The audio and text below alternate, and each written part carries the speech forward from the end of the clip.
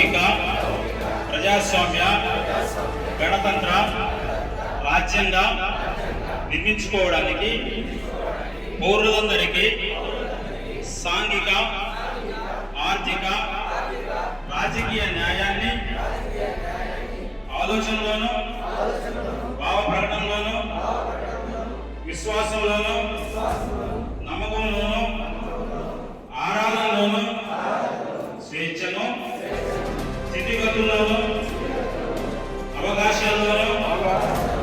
సమానత్వాన్ని చేకూర్చడానికి అందరిలో వ్యక్తి గౌరవాన్ని జాతీయ సమైక్యతను సంరక్షిస్తూ